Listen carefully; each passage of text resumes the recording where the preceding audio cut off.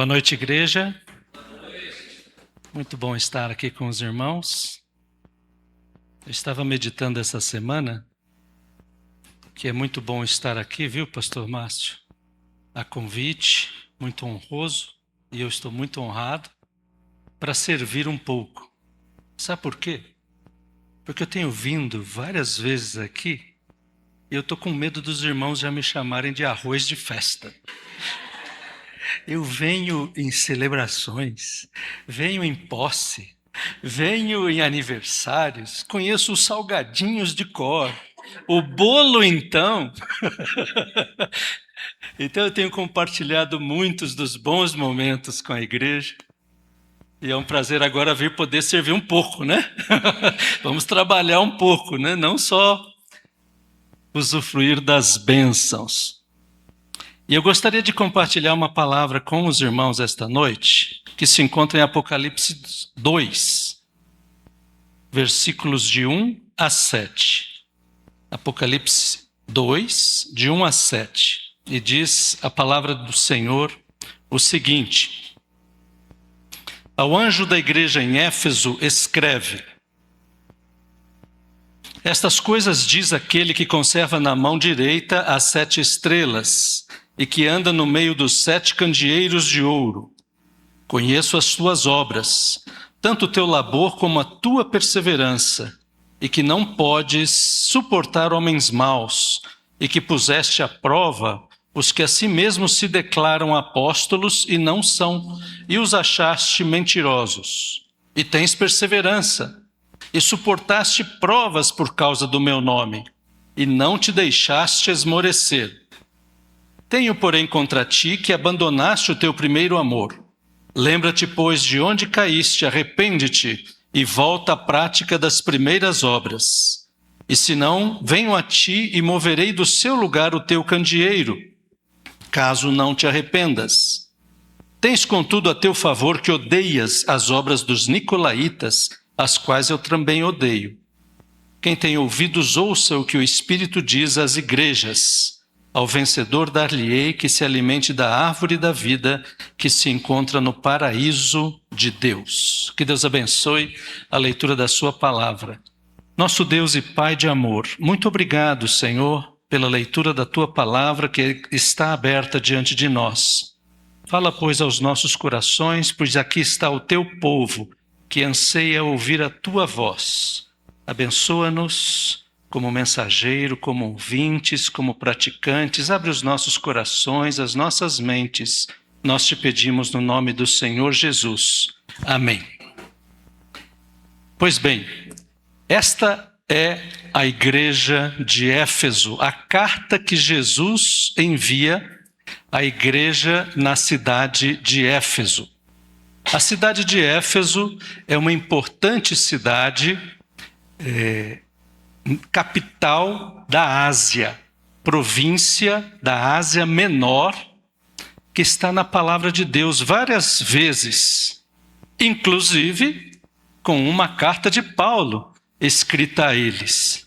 O ministério de Paulo abrangeu Éfeso por vários anos. Ele ficou lá 3 anos, pregando diariamente a palavra. E Lucas, o autor de Atos, nos diz que toda a província ouviu da palavra de Deus. A partir desta cidade importante de Éfeso, toda aquela região foi abençoada com a palavra de Deus. Mas ela não era uma cidade naturalmente aberta aos caminhos do Senhor. Isso por quê? Porque era uma cidade idólatra. Era uma cidade que cultuava as coisas da feitiçaria, do ocultismo, como nós vamos ver.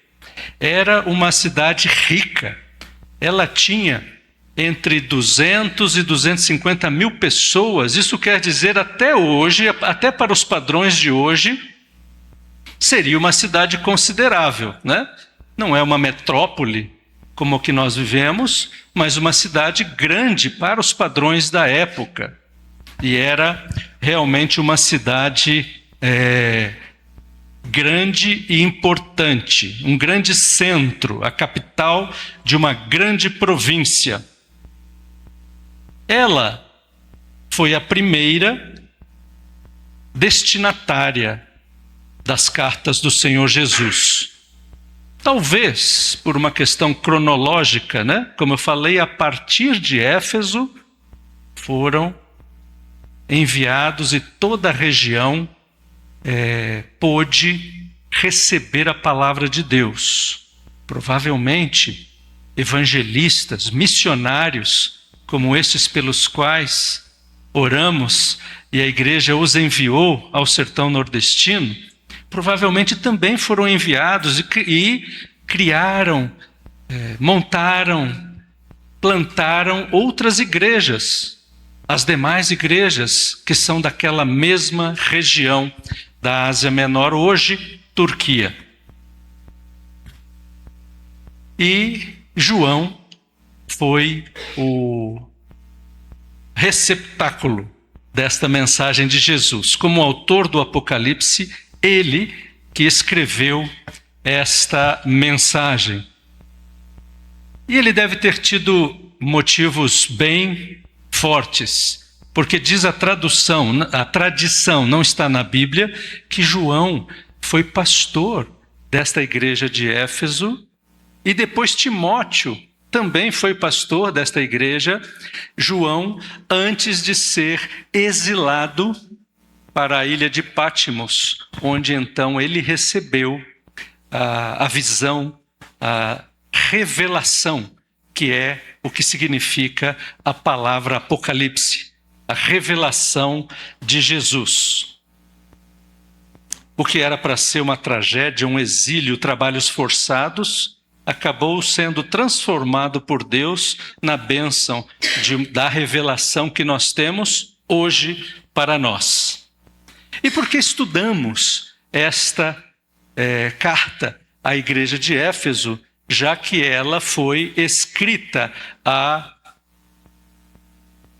1900 anos, talvez, final do primeiro século. Já estamos aqui perto do ano de 96, quando essa carta foi escrita, e João está vivo. João era o único que estava vivo nessa época. Todos os demais apóstolos já estavam com o Senhor na glória. E agora Jesus tem uma mensagem especial para essa igreja, já para uma nova geração. O que é que Jesus tem a falar para ela? E por que nós estudamos? Porque a mensagem do Senhor Jesus, ela é sempre atual, e ela não abrange só a igreja de Éfeso, ela é uma mensagem para nós hoje aqui. E por isso nós a estudamos, porque o que Jesus falou ali nos interessa a nós, nos impacta a nós como igreja e individualmente como membros dessa igreja, para sermos a igreja que o Senhor Jesus quer que nós sejamos. Como eu disse, a cidade era dada ao ocultismo. E nós temos, em Atos 19, 18 e 19, falando do ministério de Paulo, que muitos dos que creram vieram confessando e denunciando publicamente as suas próprias obras. Também muitos dos que haviam praticado artes mágicas, reunindo os seus livros, os queimaram diante de todos. Calculados os seus preços, achou-se que montavam a 50.000 denários. Então, o evangelho ali realmente trouxe um impacto transformador nas vidas das pessoas. E elas confessavam os seus pecados. E esses que adotavam artes mágicas, venderam não, eles trouxeram para queimar os seus livros. E eram livros caros, né? Imagina o salário de um homem por 137 anos, tá bom? Era mais ou menos o valor dessa... Nem dá para a gente calcular isso, né? Porque uma vida é mais que uma vida. E então, eles trouxeram aqueles livros e foram queimados. Paulo permaneceu, como eu disse, 3 anos ali, fomentando um grande avivamento, vindo a fundar igrejas por diversas cidades vizinhas daquela região. Então vamos ver o que é que Jesus disse a essa igreja que é tão impactante, tão importante, inclusive para nós hoje. E o Senhor Jesus, ele apresenta um modelo nas 7 cartas. Primeiro ele se apresenta, né? Depois ele elogia, depois ele traz críticas e ao final as recompensas. E como é que Jesus se apresenta a essa igreja? Jesus se apresenta como aquele que tem as 7 estrelas e anda no meio dos candeeiros. E esta apresentação dele, como aliás a maioria delas, ela remete à visão de João no capítulo 1. No capítulo 1, antes de começar as cartas, repare que nós começamos hoje o capítulo 2. No capítulo 1, João se apresenta o motivo dessa revelação do Apocalipse e traz logo em seguida uma visão maravilhosa do Senhor Jesus. Uma visão metafórica em muitos casos, mas ele fica impactado com essa visão. Olhos, chama de fogo, da boca uma espada reluzente, os pés como bronze polido, né? As vestes talares. Uma visão maravilhosa, mas cheia de significado. Não é simplesmente uma visão da glória do nosso Senhor, que veio, sim, humilde, homem de dores, que sabe o que é sofrer, nascido em humildade, quase humilhação, posto numa manjedoura, que nós falamos tão bonitinha manjedoura, né? Mas quando a gente vai para a fazenda e sentimos o cheiro, a gente não acha tão bonita não, né? Tão cheiroso. Agora não. Esse momento de humilhação, de humildade, de servo, de cordeiro, dá lugar ao leão de Judá, ao glorioso Senhor do universo, Senhor de nossas vidas, Senhor da igreja.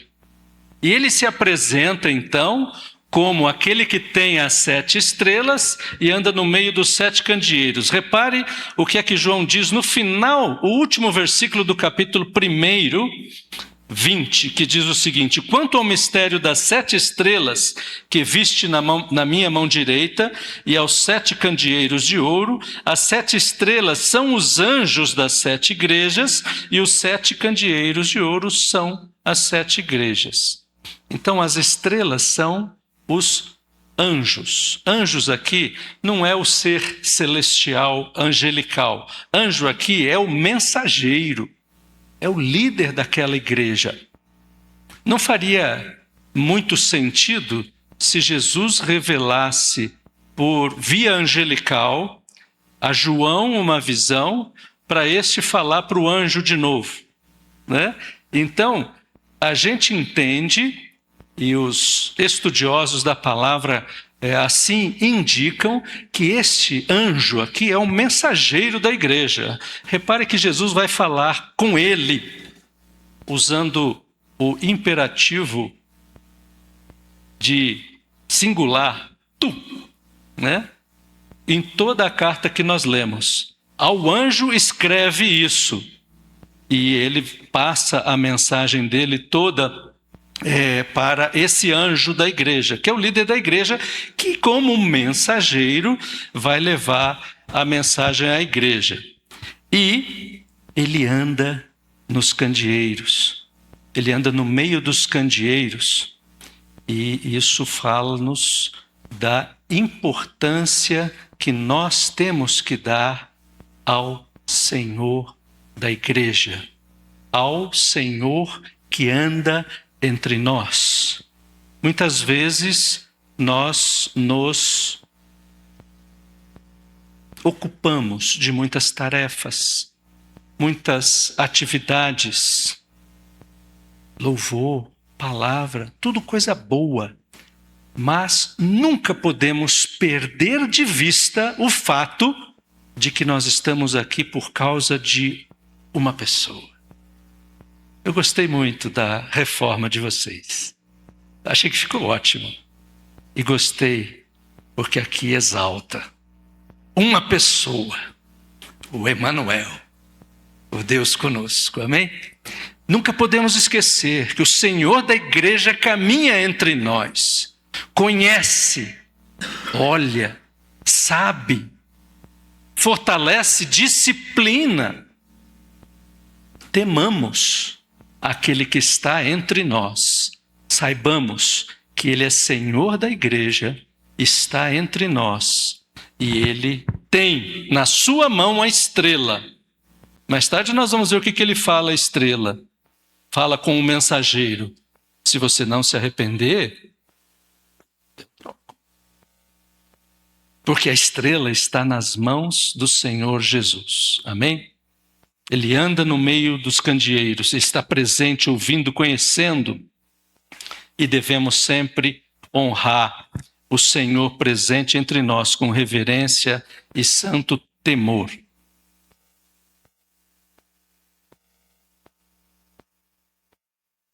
Jesus elogia as virtudes da igreja, versículos 2 e 3.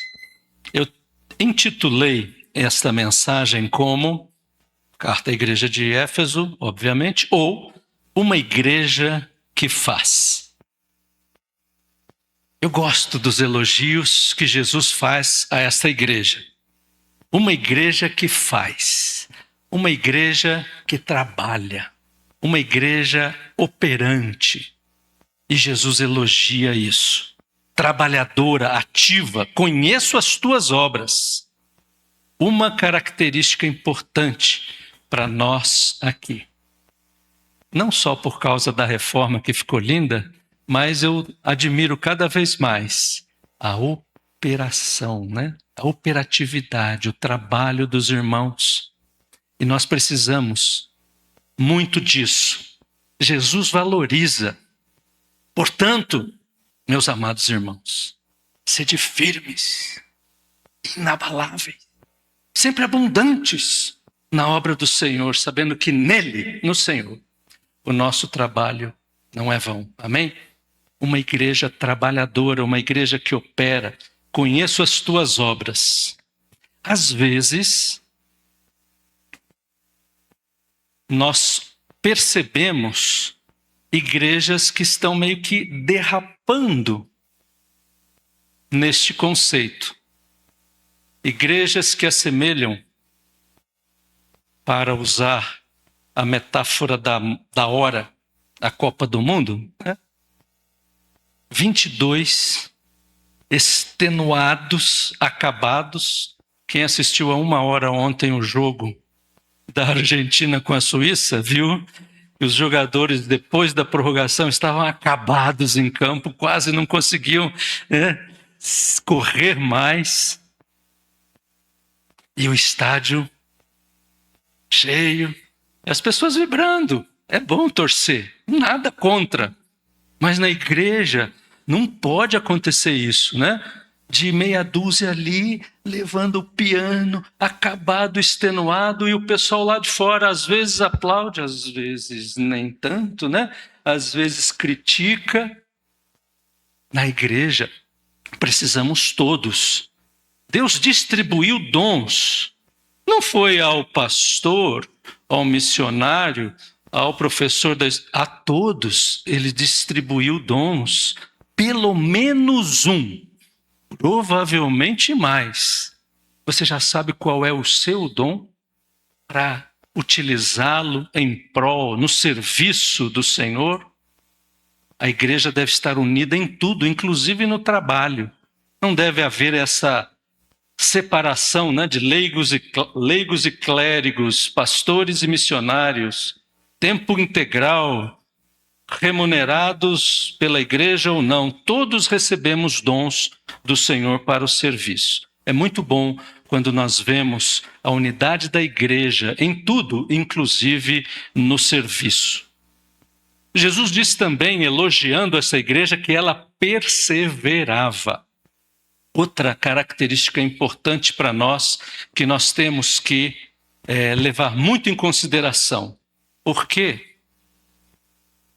Porque a perseguição vem.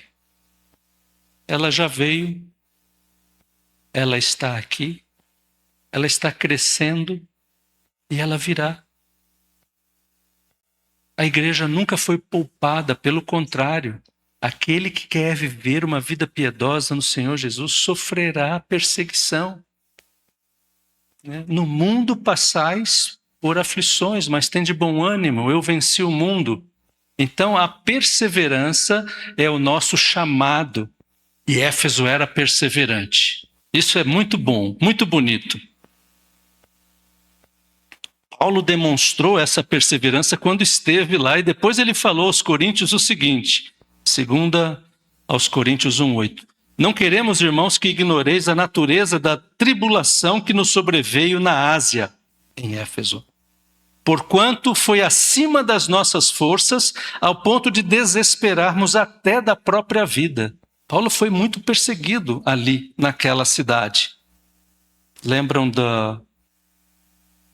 Eu não falei no começo, mas a cidade sediava algumas coisas. E há ruínas lá. É a segunda ou terceira cidade do mundo onde a arqueologia faz a festa. Quem gosta de arqueologia faz a festa. E lá tem ruínas do teatro onde houve aquela reunião. Tem ruínas do templo de Artemis, também chamada de Diana pelos romanos. E eles ficaram ali, grande a Diana dos Efésios, por horas falando aquilo, e depois se reuniram naquele lugar. E Paulo sofreu muita perseguição ali, porque o pessoal que fazia nicho, fazia modelinho, a gente vê isso, vai em Aparecida tem aquelas coisas da Catedral da Santa, em todo lugar tem estas... Padre Cícero lá no Ceará, no Nordeste também, é muito comum, E eles ficam doidos de perder, imagina, isso é idolatria e não agrada a Deus. O camarada falou lá, e não só corremos o risco de perder a nossa profissão, que ele estava muito interessado no ganho dele, como da deusa cair em descrédito. E foi isso que aconteceu e o motivo daquele grande tumulto, daquele grande encrenca que Paulo arranjou ali. Mas depois foram libertos. Então, a igreja era uma igreja perseverante, passaram tribulações. Ele vai falar também aos Coríntios, na 1:15-32, se como homem combati em Éfeso contra bestas, feras, outras traduções, provavelmente oposição demoníaca direta contra Paulo.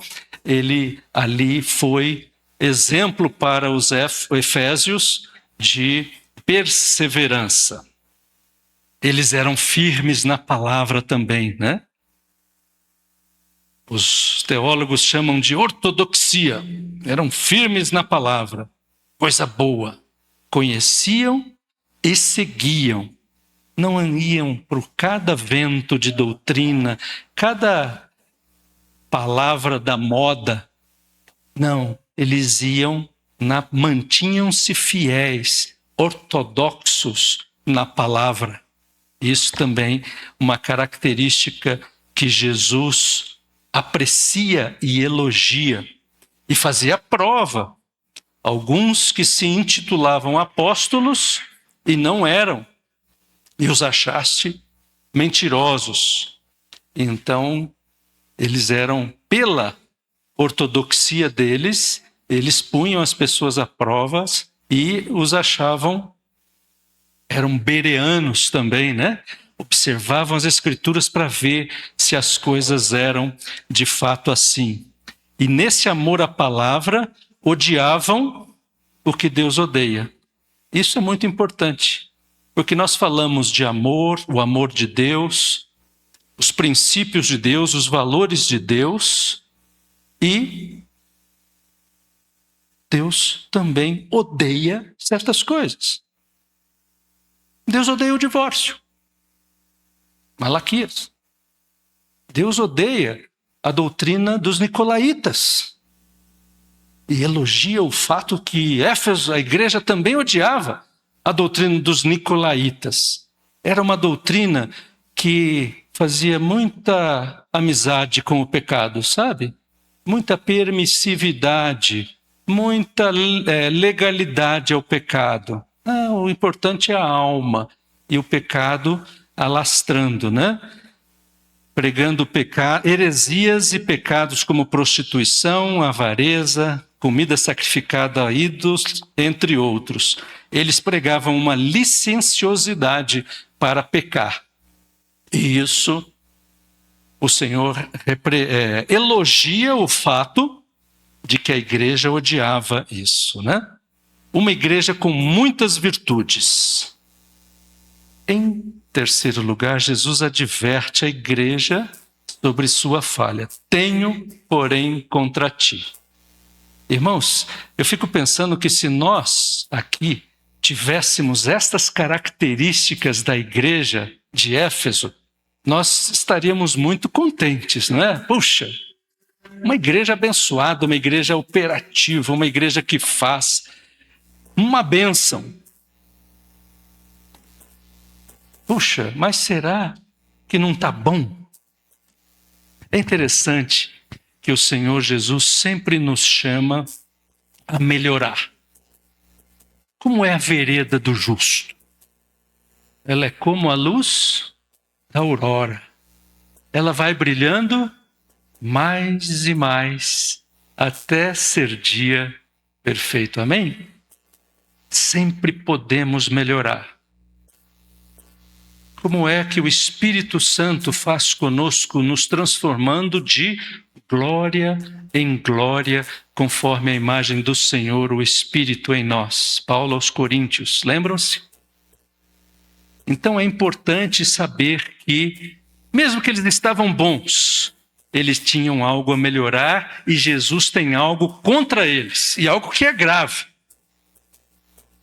Tenho, porém, contra ti, que vocês abandonaram o seu primeiro amor. Jesus não faz concessão a pecados, não faz concessão ao coração.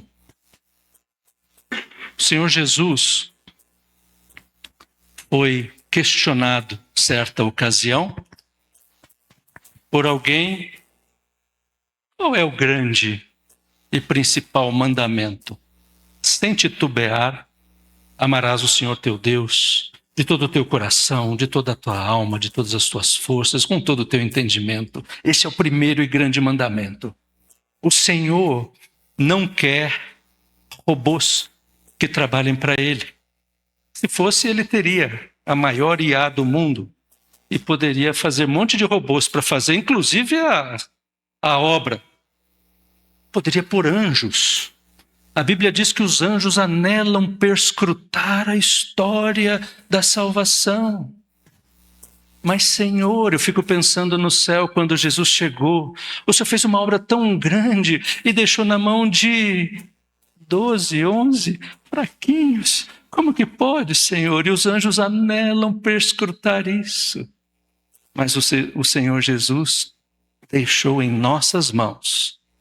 E logo depois, aqueles 11 fraquinhos, revestidos do poder do Espírito Santo, eles transtornaram o mundo. Não palavras minhas, palavras de Lucas, testemunhando o que eles ouviram. Esses homens que transtornaram o mundo chegaram aqui.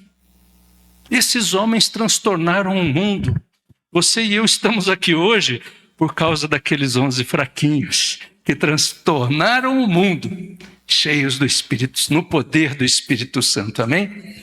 Nós precisamos seguir aqueles exemplos e temos um caminho a percorrer, um caminho a aperfeiçoar, um caminho a amar. Deus quer que nós o obedeçamos? Amém, devemos. Deus quer que nós o adoremos? Amém, devemos. Mas antes de tudo, amar a Deus sobre todas as coisas. O segundo, semelhante a este, é amarás o teu próximo como a ti mesmo. Uma coisa não está dissociada da outra. A igreja que faz, a igreja que alcança, a igreja que abençoa o necessitado espiritual. Acabou a voz.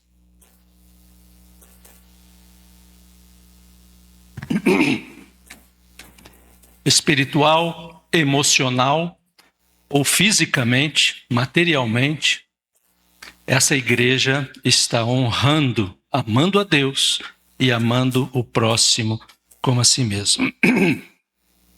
A falta de amor destrói relacionamentos. A gente vê isso.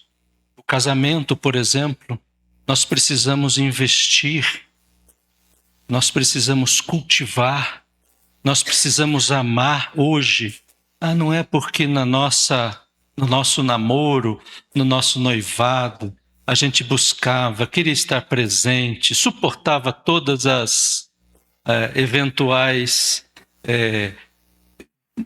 diferenças, alguma coisa que não nos agradava, mas continuamos a fazer isso. Quando falta o amor, falta o principal. E o Senhor Jesus é rígido com eles, dizendo: vocês deixaram o seu primeiro amor. Como é que talvez, eu não posso afirmar, mas como é que talvez eles deixaram o primeiro amor? E é uma preocupação muito grande que nós temos que ter.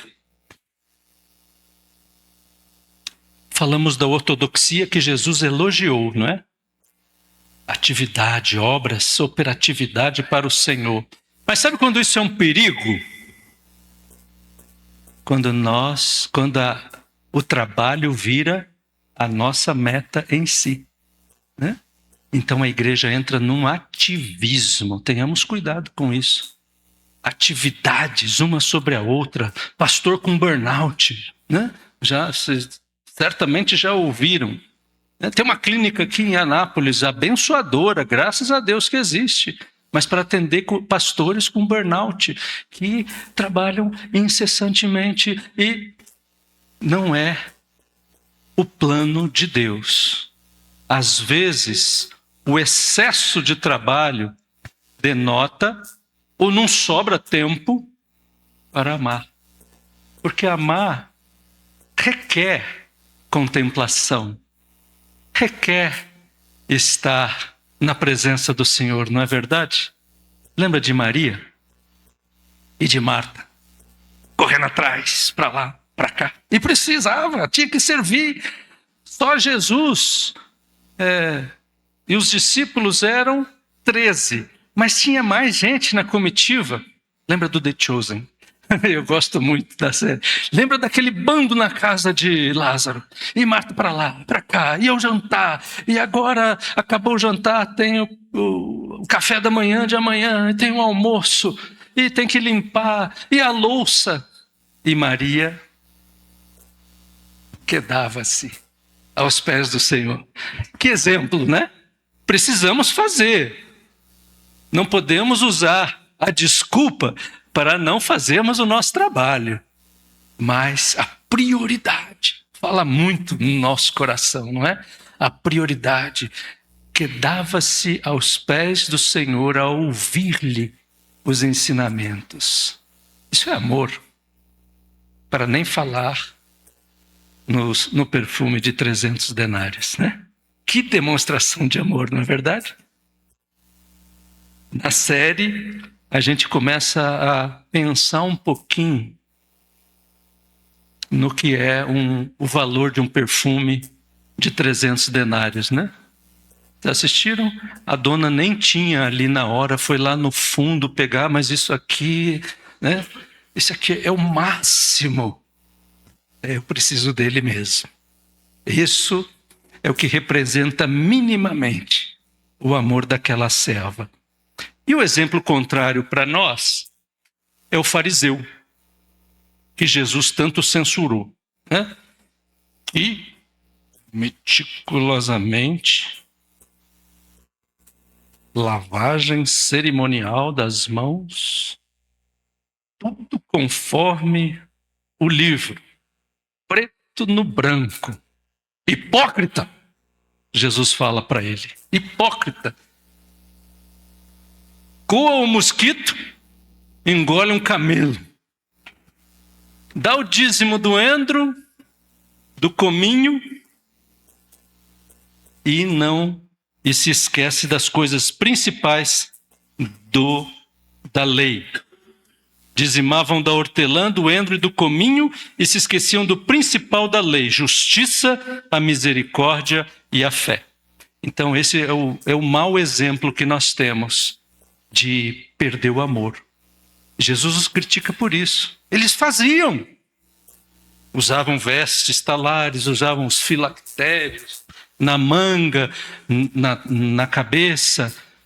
Faziam tudo ali milimetricamente conforme o que estava escrito. Mas o coração estava longe. Tenhamos muito cuidado. E é isso o que Jesus censura na igreja em Éfeso. Mas ele mostra a solução. E a solução passa por 3 verbos que Jesus usa. Lembra-te, arrepende-te e volta. Lembra-te, arrepende-te e volta. Lembra de onde caíste. Cuidado com o pecado cometido, com o esfriamento. Mas lembra da parte boa, como você era fiel, como no princípio você dava, você se dava, você estava presente, você lia, você orava. Lembra-te, arrependa-te. Arrepender-se é o próprio evangelho do Senhor Jesus, não é? Ele, quando começou seu ministério, arrependei-vos e crede no evangelho. Arrependimento e fé. Aquilo que nos trouxe salvação, aquilo que nos traz transformação. Nós precisamos continuar nos arrependendo e tendo fé no Senhor Jesus dia após dia. Precisamos nos salvar todo dia? Não. Salvo nós fomos para sempre, mas desenvolvei a vossa salvação no temor do Senhor. E é o mesmo princípio, arrependimento e fé. Olha para onde caíste e volta à prática daquilo que fazia antes. Jesus, para terminar, eu também estou terminando a nossa meditação, faz uma advertência grave. Moverei do